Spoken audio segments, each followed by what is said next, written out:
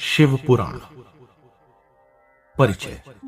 शिव पुराण एक प्रमुख तथा सुप्रसिद्ध पुराण है जिसमें परब्रह्म परमेश्वर के शिव यानी कल्याणकारी स्वरूप का तात्विक विवेचन है, रहस्य, महिमा एवं उपासना का विस्तृत वर्णन है।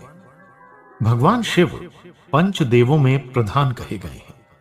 इस पावन पुराण में महर्षि वेद व्यास ने भगवान शिव को अव्यक्त, अजन्मा, सृष्टि रचना का मूलक, पालक एवं संहारक कहकर उनके निराकार और साकार स्वरूप का परिचय दिया है।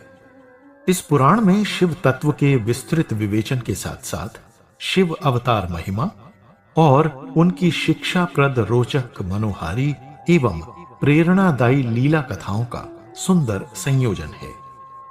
इसके अतिरिक्त इसमें भगवान शिव की पूजा पद्धति और अनेक ज्ञानप्रद आख्यानों का समावेश है। श्लोक संख्या और खंड। शिव पुराण में वर्णित श्लोकों की संख्या 24,000 है। इसके अतिरिक्त संपूर्ण शिव पुराण 7 संहिताओं यानी खंडों में विभक्त है। ये संहिताएं और उनमें श्लोकों की संख्या इस प्रकार है। संहिता 2000, रुद्र संहिता 10,500, शतरुद्र संहिता 2180, कोटि रुद्र संहिता 2240, उमा संहिता 1840, कैलाश संहिता 1240, वायवीय संहिता 4000। शिव पुराण का सार। शिव पुराण का आरंभ शौनक मुनि द्वारा पुराणों के सार तत्व संबंधित प्रश्न से है। वो महर्षि व्यास के शिष्य लेमहर्षण सूत जी से प्रश्न पूछते हुए कहते हैं, मुनि श्रेष्ठ, आप संपूर्ण सिद्धांतों के ज्ञाता हैं, इसलिए आप पुराणों के सार तत्व के विषय में विस्तार से बताकर मेरी जिज्ञासा को शांत करें। मुनिवर, ज्ञान, वैराग्य और भक्ति से प्राप्त होने वाले विवेक की वृद्धि कैसे होती है? काम, क्रोध, मोह, लोभ और अहंकार, साधारण मनुष्य इन मानसिक विकारों का निवारण किस प्रकार कर सकते हैं? कलयुग में सभी प्राणी तामसिक प्रवृत्ति के हैं, अतः किस साधन द्वारा उनके अंतःकरण की शुद्धि संभव है? कृपया आप इन सार गर्भित प्रश्नों के उत्तर देकर प्राणियों का कल्याण करें। शौनक मुनि के इन्हीं प्रश्नों के प्रत्युत्तर में महर्षि लोमहर्षण ने उन्हें शिव पुराण का परम पावन ज्ञान प्रदान किया। इस पुराण में सर्वप्रथम ब्राह्मण बिंदुग और उसकी पत्नी चंचुला की कथा का वर्णन है। चंचुला और उसका पति बिंदुग पापों में लिप्त होकर भी शिव पुराण के श्रवण मात्र से पाप रहित होकर शिव धाम के अधिकारी बनते हैं। इस कथा द्वारा शिव पुराण के श्रवण महात्म्य को बड़े सुंदर ढंग से दर्शाया गया है। इसमें शिव पुराण की श्रवण विधि और श्रोताओं के लिए आवश्यक नियमों का भी विस्तृत वर्णन किया गया है। 1. विद्येश्वर संहिता। विद्येश्वर संहिता में साध्य और साधन का प्रतिपादन कर श्रवण, कीर्तन और मनन, इन 3 साधनों की श्रेष्ठता का निरूपण किया गया है। तत्पश्चात भगवान शिव के निराकार और साकार स्वरूप का परिचय देते हुए लिंग पूजन का महत्व बताया गया है। इसके अतिरिक्त इस पुराण में शिवलिंग की स्थापना, उसके लक्षण, पूजन विधि तथा शिवधाम की प्राप्ति करवाने वाले सत्कर्मों का भी विस्तृत विवेचन किया गया है। इस पुराण में 5 कृत्यों संध्या वंदन, प्रणव, गायत्री जप, अग्निहोत्र, अग्नि यज्ञ, देव यज्ञ, ब्रह्म यज्ञ और पंचाक्षर मंत्र की महत्ता का विशद वर्णन जहां साधकों के लिए अमृत तुल्य है, वहीं मोक्षदायक पुण्य क्षेत्रों और काल विशेष में विभिन्न नदियों के जल में स्नान करने से प्राप्त होने वाले उत्तम फल का वर्णन साधारण जन के लिए परम कल्याणकारी और ज्ञान प्रदायक है। भगवान शिव द्वारा 7 वारों का निर्माण, उनके अधिपति देवताओं और ग्रहों की पूजा आराधना से प्राप्त होने वाले फल का वर्णन अत्यंत सुरुचिपूर्ण है। समस्त लोगों के कल्याण के लिए भगवान शिव ने वारों की कल्पना की थी। उन्होंने सर्वप्रथम स्वयं के वार यानी सोमवार की कल्पना की, जो आरोग्य प्रदान करने वाला है। तत्पश्चात माया शक्ति का वार मंगलवार बनाया, जो संपत्ति प्रदायक है। जन्म काल में रोगग्रस्त संतान की रक्षा के लिए उन्होंने कुमार के वार यानी बुधवार की कल्पना की। फिर भगवान शिव ने आलस्य और पाप के नाश तथा समस्त लोगों का हित करने के लिए लोक रक्षक भगवान विष्णु का वार बृहस्पतिवार बनाया। तदनंतर उन्होंने जगत की पुष्टि और रक्षा के लिए ब्रह्मा जी के वार शुक्रवार की कल्पना की।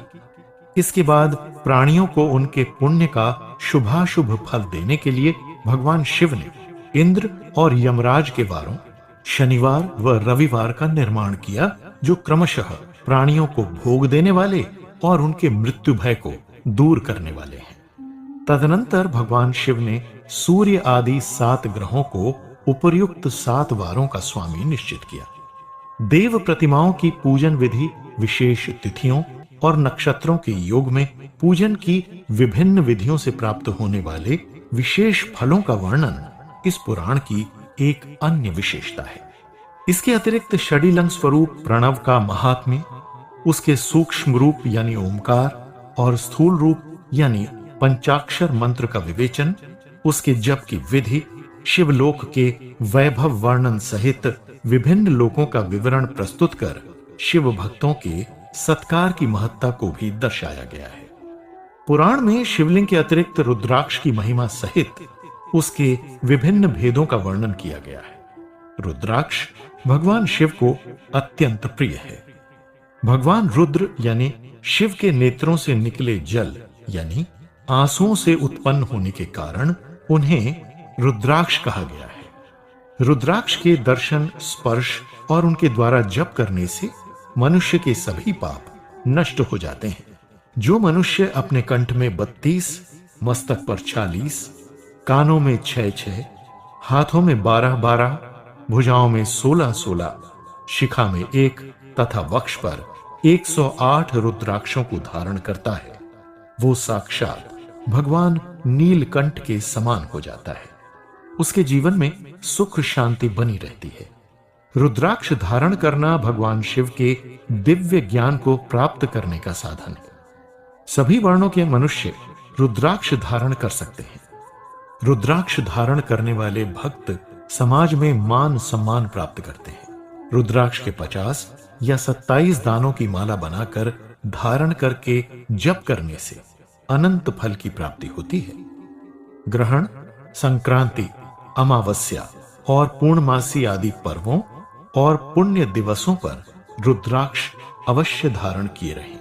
रुद्राक्ष धारण करने वाले के लिए मांस, मदिरा आदि पदार्थों का सेवन वर्जित होता है। कुछ प्रमुख रुद्राक्ष। एक मुखी रुद्राक्ष।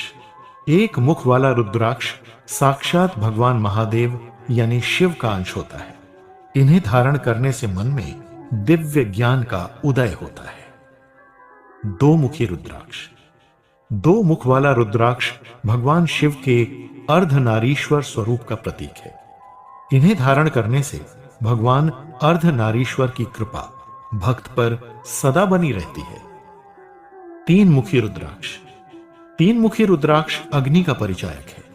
इन्हें धारण करने से ब्रह्म हत्या जैसा घोर पाप भी तत्काल भस्म हो जाता है। अग्निदेव की कृपा बनी रहती है। चार मुखी रुद्राक्ष। चार मुख वाले रुद्राक्ष को ब्रह्मा जी का रूप माना जाता है। इन्हें धारण करने से मनुष्य धनी और आरोग्य हो जाता है। उसे दिव्य ज्ञान की प्राप्ति होती है।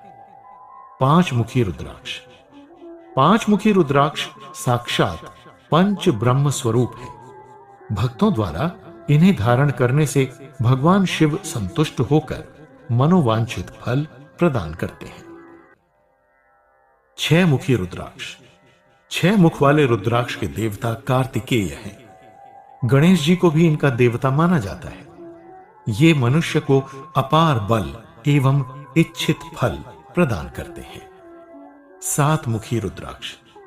सात मुख वाले रुद्राक्ष के स्वामी देवता सात मातृकाएं, सात अश्व और सप्तऋषि हैं। इन्हें धारण करने से मनुष्य आरोग्य एवं आदर का पात्र बन जाता है। आठ मुखी रुद्राक्ष। आठ मुखी रुद्राक्ष में अष्ट मातृकाओं का वास होता है। ये रुद्राक्ष आठ वसुओं और गंगा को भी संतुष्ट करते हैं। इन्हें धारण करने से देवता प्रसन्न हो जाते हैं। नौमुखी रुद्राक्ष। नौमुखी रुद्राक्ष के देवता धर्मराज हैं। इन्हें धारण करने से किसी भी प्रकार का मृत्यु भय समाप्त हो जाता है। दसमुखी रुद्राक्ष। दसमुखी रुद्राक्ष के देवता दसों दिक्याल हैं। इनको धारण करने से मनुष्य दसों दिशाओं का प्रिय बन जाता है। 11 मुखी रुद्राक्ष। 11 मुख वाले रुद्राक्ष के देवता 11 रुद्र हैं। देवराज इंद्र को भी इनका प्रधान देवता कहा गया है। इन्हें धारण करने से सुखों में वृद्धि होती है। 12 मुखी रुद्राक्ष। 12 मुख वाले रुद्राक्ष भगवान विष्णु के स्वरूप हैं। इन्हें धारण करने वाले श्री विष्णु के प्रिय बन जाते हैं। 13 मुखी रुद्राक्ष। ये रुद्राक्ष कामदेव के स्वरूप हैं। ये धारण करने वालों की समस्त अभिलाषाएं पूर्ण सार उन्हें सिद्धि प्रदान करते हैं। इन्हें धारण करने से कामदेव प्रसन्न हो जाते हैं। 14 मुखी रुद्राक्ष। 14 मुखी रुद्राक्ष स्वयं भगवान शिव के नेत्रों से प्रकट हुए हैं। इनके प्रभाव से सभी व्याधियां शांत हो जाती हैं और मनुष्य सब प्रकार से आरोग्यवान बन जाता है। उपर्युक्त रुद्राक्षों को धारण करने वाले को भूत, प्रेत, पिशाच, डाकिनी एवं शाकिनी आदि का भय नहीं रहता। रुद्राक्षधारी मनुष्य पर देवता प्रसन्न होकर उसकी समस्त कामनाएं पूर्ण करते हैं। 2. रुद्र संहिता। शिव पुराण की द्वितीय संहिता अर्थात रुद्र संहिता सृष्टि, सती, पार्वती, कुमार और युद्ध इन 5 खंडों में विभक्त है।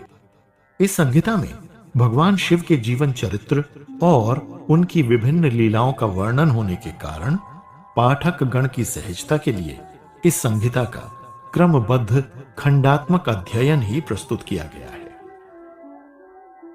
प्रथम, सृष्टि खंड। रुद्र संहिता का प्रथम भाग सृष्टि खंड कहलाता है। इस खंड के आरंभ में देवर्षि नारद के मोहग्रस्त होकर स्वयं पर अभिमान करने और दयामय भगवान शिव द्वारा उनका मोह भंग करने की कथा है। तप में लीन देवर्षि नारद ने भगवान शिव की कृपा से काम को जीत लिया था। इससे उनके हृदय में मिथ्या अहंकार उत्पन्न हो गया। भगवान शिव की माया से मोहित होने के कारण उन्हें यथार्थ सत्य का ज्ञान नहीं रहा। इसी अहंकार में भरकर वो आत्म प्रशंसा में मग्न हो गए। अपने भक्त को मोह से ग्रसित देख भगवान शिव ने श्री विष्णु की सहायता से देवर्षि नारद का मोह भंग कर उन्हें अपनी कृपा से अनुग्रहित किया। इस उपाख्यान से स्पष्ट होता है कि भगवान शिव माया रूपी भंवर में फंसे अपने भक्तों की सदैव रक्षा करते हैं। इसी संदर्भ में देवर्षि नारद ने ब्रह्मा जी से भगवान शिव के विविध चरित्रों, उनके स्वरूप तत्व, साकार रूप में प्राकट्य, विवाह आदि के बारे में बताने का आग्रह किया था। उनकी जिज्ञासा शांत करने के लिए ब्रह्मा जी ने महाप्रलय काल में पर ब्रह्म की सत्ता का प्रतिपादन कर उस निर्गुण निराकार पर ब्रह्म से सदाशिव के प्राकट्य सदाशिव द्वारा स्वरूप भूता शक्ति यानी अंबिका के प्रकटीकरण और शिव के अंश से प्राकृत तत्वों की क्रमशः उत्पत्ति का विस्तृत वर्णन किया। ब्रह्मा जी द्वारा वर्णित शिव तत्व का उपदेश शिव पुराण की श्रेष्ठता और महत्ता का परिचायक है। भगवान शिव द्वारा ब्रह्मा जी को सृष्टि रचना का और श्री विष्णु को सृष्टि की रक्षा का भार सौंपने के आख्यान में शिव, विष्णु और ब्रह्मा इन तीनों देवताओं की एक रूपता का प्रतिपादन किया गया है। सृष्टि उत्पत्ति के संदर्भ में इस खंड में दक्ष मरीचि आदि प्रजापतियों और दक्ष कन्याओं की संतानों का विशद वर्णन किया गया है। इस खंड के अंत में भगवान शिव की कृपा से यज्ञ दत्त कुमार को कुबेर पद की प्राप्ति का आख्यान वर्णित है। भक्तजन की साधारण पूजा से प्रसन्न होकर ही भगवान शिव उन्हें सर्वस्व प्रदान कर देते हैं। कुबेर के आख्यान से इस भाव को सुंदर ढंग से चित्रित किया गया है। द्वितीय सती खंड। सती खंड रुद्र संहिता का द्वितीय भाग है।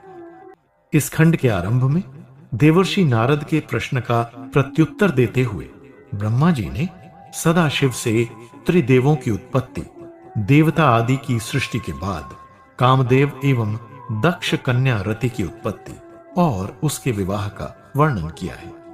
तत्पश्चात देवी संध्या की उत्पत्ति, उसके कठोर तप से प्रसन्न होकर भगवान शिव द्वारा उसे अभीष्ट वर देने का आख्यान है। देवी संध्या के वर मांगने पर भगवान शिव ने प्राणियों की शैशवावस्था को काम भाव से पूर्णतः मुक्त कर दिया। वरदान प्राप्त करने के बाद संध्या ने महर्षि मेधा तिथि के यज्ञ में स्वयं को भस्म कर उनकी पुत्री अरुंधति के रूप में पुनः जन्म लिया था। इस जन्म में उसका विवाह महर्षि वशिष्ठ के साथ हुआ।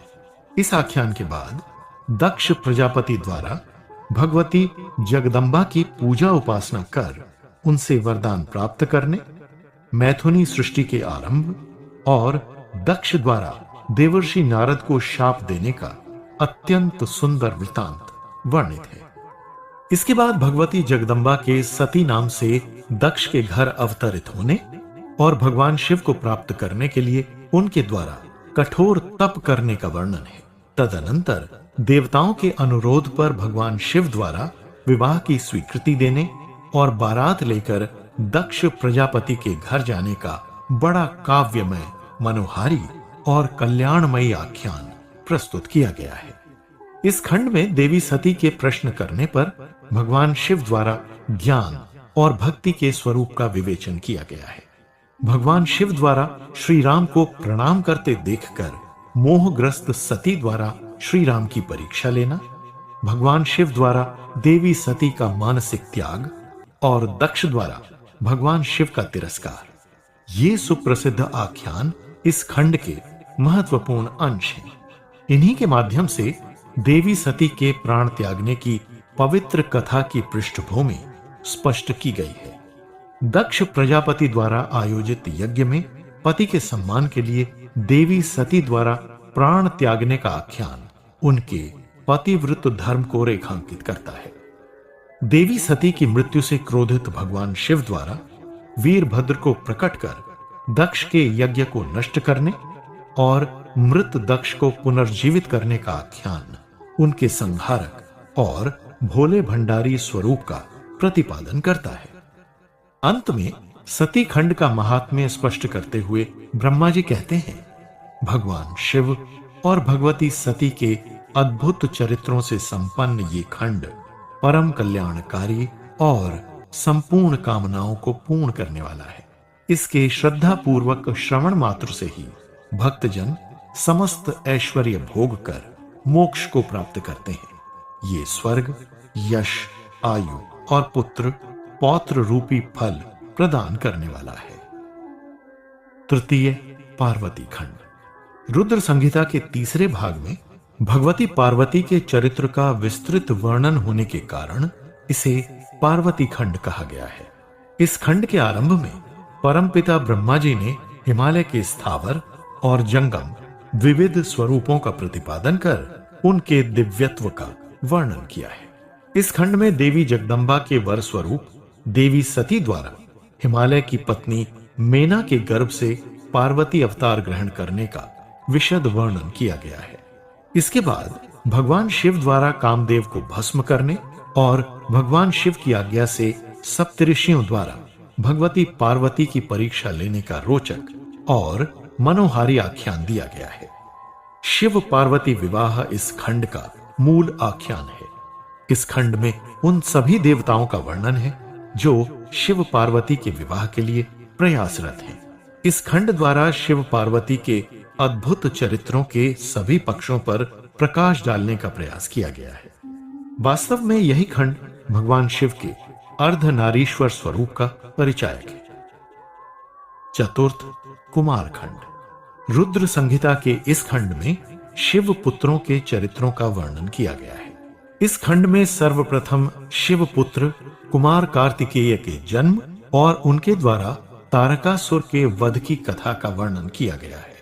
इसके बाद भगवती पार्वती द्वारा गणेश को उत्पन्न करने भगवान शिव द्वारा गणेश का मस्तक काटने और गज का मस्तक जोड़कर उन्हें पुनर्जीवित करने की कथा का सुरुचिपूर्ण वर्णन किया गया है।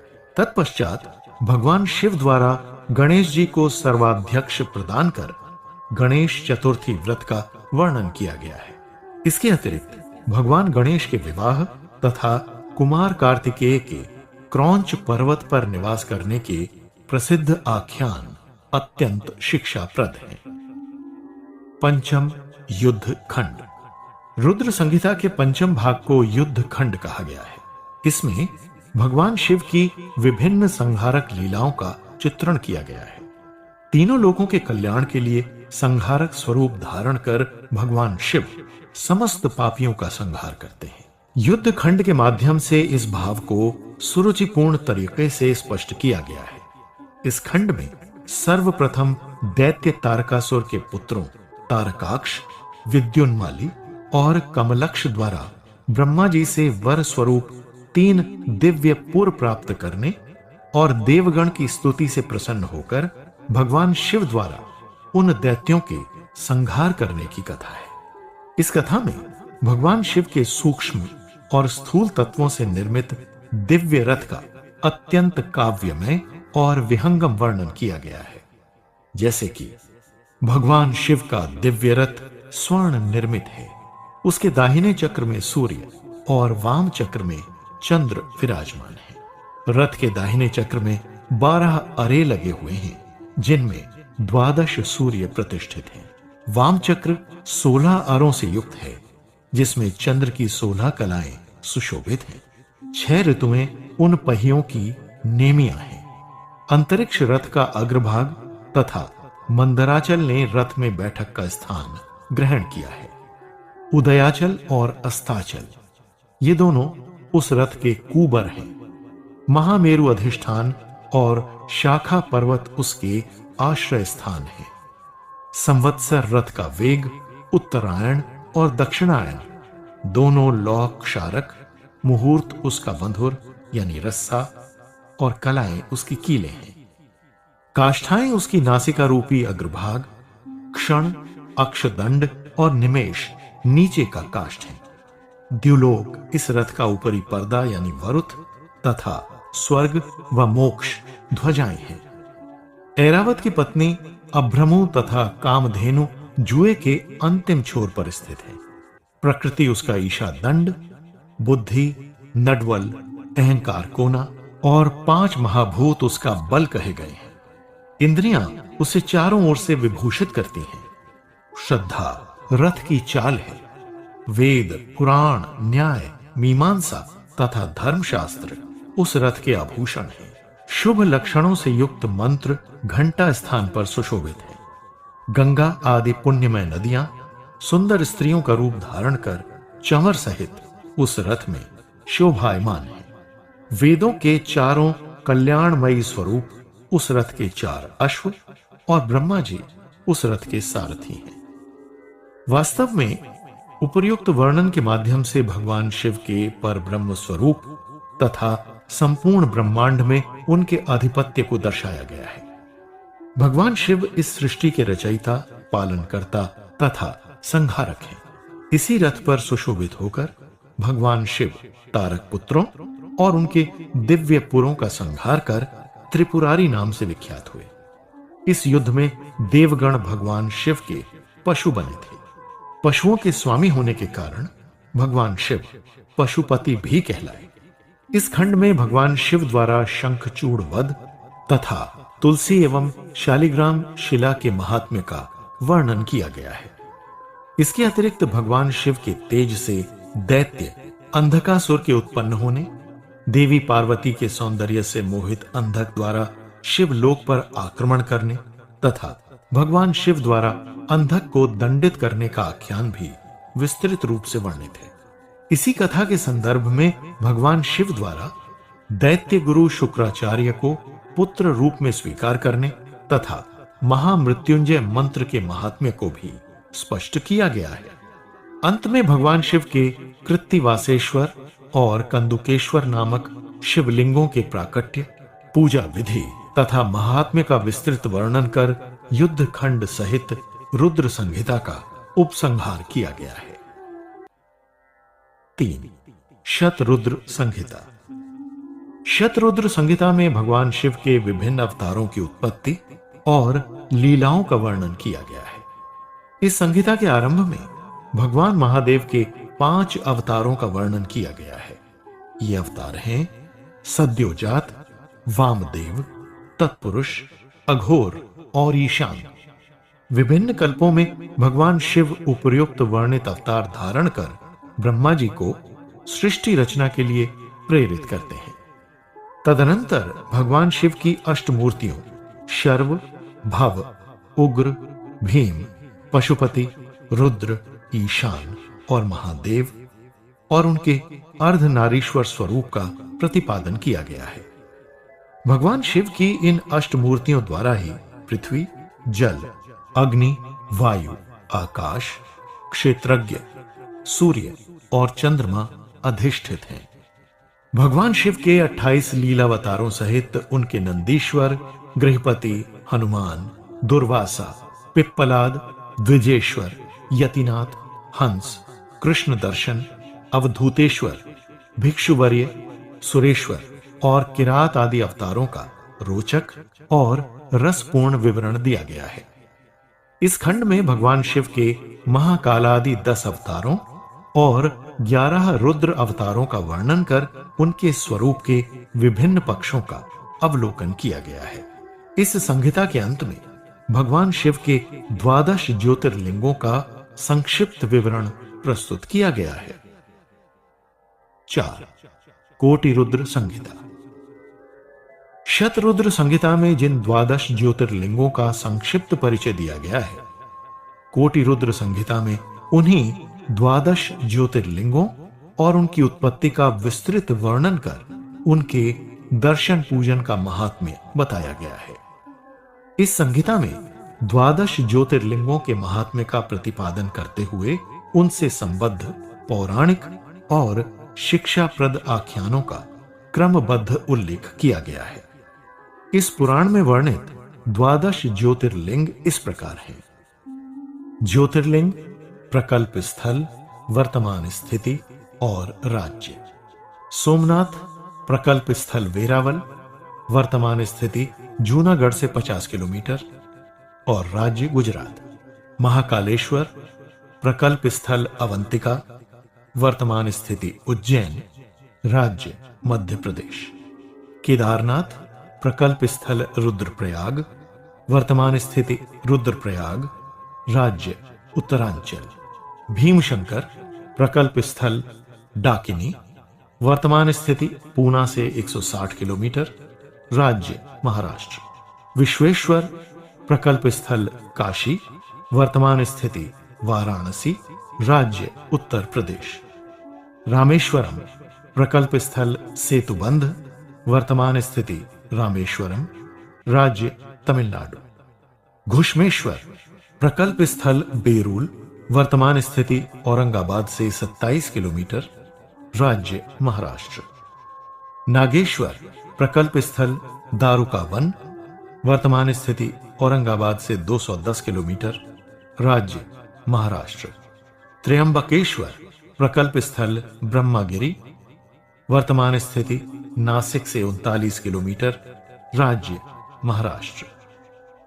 वैद्यनाथ, प्रकल्प स्थल संथाल परगना, वर्तमान स्थिति जसीडीह, राज्य झारखंड। परमेश्वर, प्रकल्प स्थल नर्मदा का तट, वर्तमान स्थिति इंदौर से 80 किलोमीटर, राज्य मध्य प्रदेश।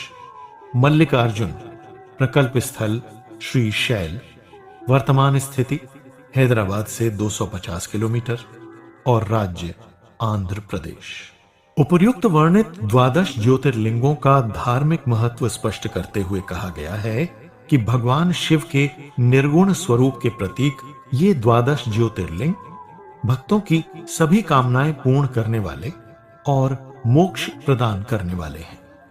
इनके दर्शन पूजन से मनुष्य पाप रहित होकर शिवलोक के अधिकारी बनते हैं। 12 ज्योतिर्लिंगों की कथा का श्रद्धा पूर्वक पठन, श्रवण और चिंतन करने से प्राणी सभी ऐश्वर्य भोग कर मोक्ष प्राप्त करते हैं। अंत में शिव सहस्र नाम स्तोत्र प्रमुख व्रतों सहित शिवरात्रि व्रत की विधि एवं महिमा और शिव संबंधी तत्व ज्ञान का वर्णन कर इस संहिता का उपसंहार किया गया है। 5. उमा संहिता। उमा संहिता में देवी पार्वती के अद्भुत चरित्र तथा उनसे संबंधित लीलाओं का उल्लेख किया गया है। क्योंकि पार्वती भगवान शिव के आधे भाग से प्रकट हुई हैं और भगवान शिव का आंशिक स्वरूप है, इसलिए इस संहिता में उमा महिमा का वर्णन कर अप्रत्यक्ष रूप से भगवान शिव के ही अर्धनारीश्वर स्वरूप का महात्म्य प्रस्तुत किया गया है। इसके आरंभ में शिव शिवा द्वारा श्री कृष्ण को अभीष्ट वर देने की कथा है। तदनंतर यमलोक यात्रा, 140 नरकों में गिराने वाले पापों और उसके फलस्वरूप मिलने वाली नरक यातनाओं का वर्णन कर मृत्यु के बाद के गूढ़ रहस्यों का प्रतिपादन किया गया है। वेद और पुराणों के स्वाध्याय, विविध प्रकार के दानों की महिमा, मृत्यु के लक्षणों, काल को जीतने के उपाय और विभिन्न सिद्धियों साधनाओं की महिमा के वर्णन से इस पुराण का सूक्ष्म और मूल तत्व ज्ञान परिलक्षित होता है। तत्व ज्ञान के अतिरिक्त इस संहिता में भगवती उमा के कालिका, महालक्ष्मी, सरस्वती, दुर्गा, शताक्षी, शाकंभरी, भ्रामरी आदि लीलावतारों का वर्णन करके उनके द्वारा महिषासुर, मधु, कैटभ, शुरु, निशुंभ, रक्तबीज आदि भयंकर एवं महापराक्रमी दैत्यों के संहार की कथाओं का उल्लेख किया गया है। इसके अतिरिक्त भगवती के क्रिया योग, विविध पुण्यमय व्रतों, विभिन्न उत्सवों, पूजन विधियों तथा उमा संहिता के श्रवण, पठन एवं चिंतन का विवेचन करके उसके महात्म्य को दर्शाया गया है। 6. कैलाश संहिता। इस संहिता में भगवान शिव के आदि मूल बीज रूप का चित्रण मिलता है।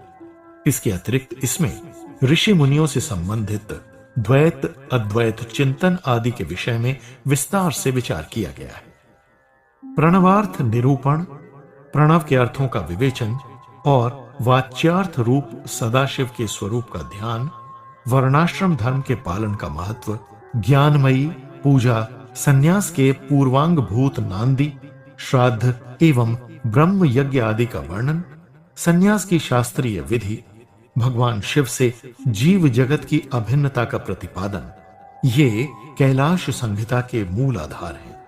इस संहिता में उपर्युक्त सभी का विस्तृत वर्णन किया गया है। 7. वायवीय संहिता। इस संहिता के आरंभ में महर्षि सूत जी ने विद्या स्थानों एवं 18 पुराणों का परिचय दिया है। तत्पश्चात परम तत्व के रूप में भगवान शिव की महत्ता का प्रतिपादन कर वायुदेव द्वारा पशु, पाश एवं पशुपति का तात्विक विवेचन किया गया है।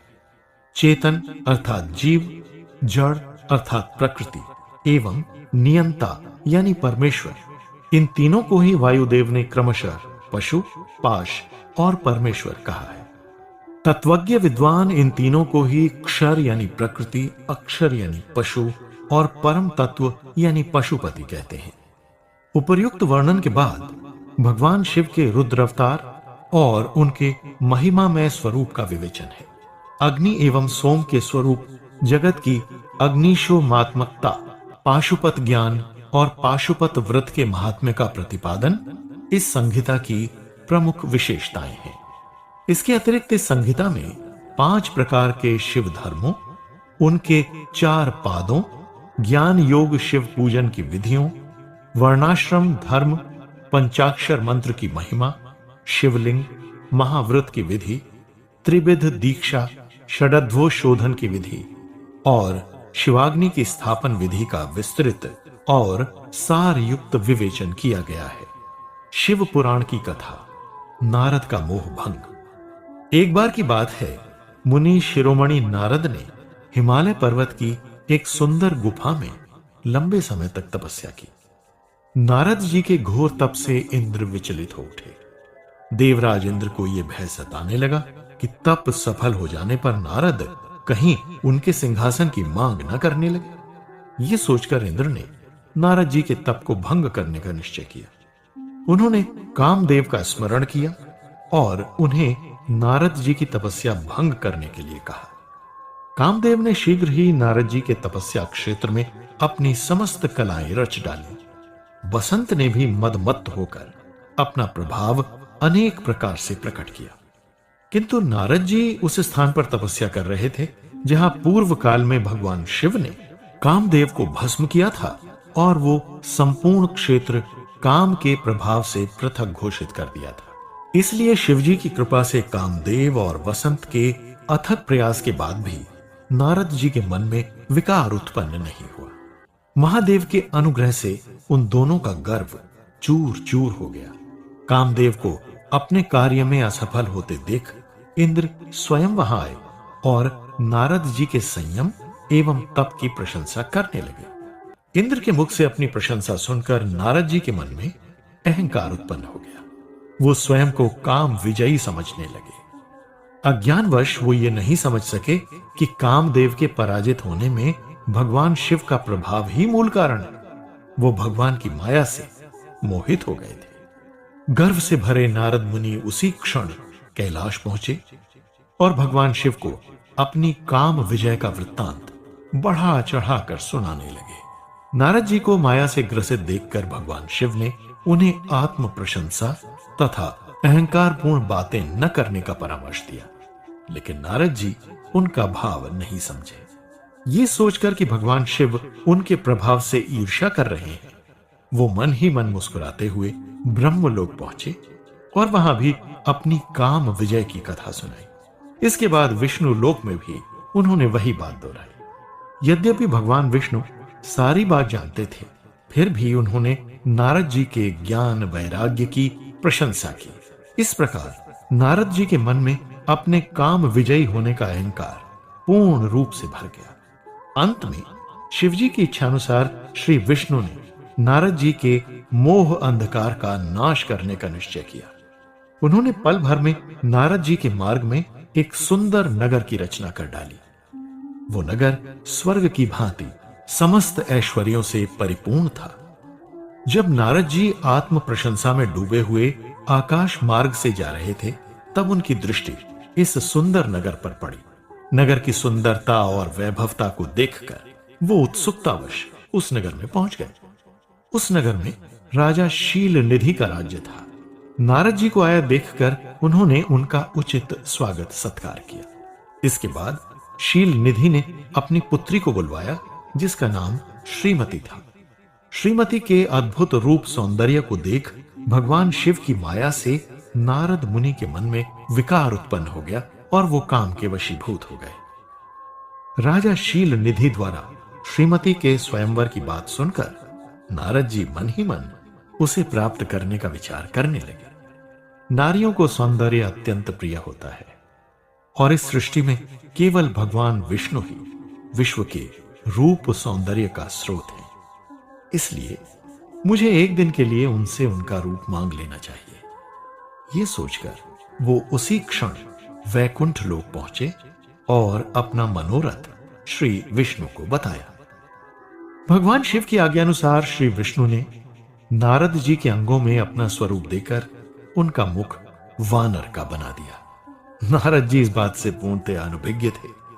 श्री विष्णु के समान सुंदर स्वरूप देखकर राजकुमारी श्रीमती अवश्य ही पति रूप में मेरा वरण करेगी। ये सोचकर वो प्रसन्नता पूर्वक स्वयंवर सभा में जा बैठे। भगवान शिव की माया के कारण वहां उपस्थित राजा नारद जी के वास्तविक स्वरूप को न जान सके, किंतु दो शिवगण ये सारा भेद जानते थे जो उस सभा में ब्राह्मण वेश में बैठे थे।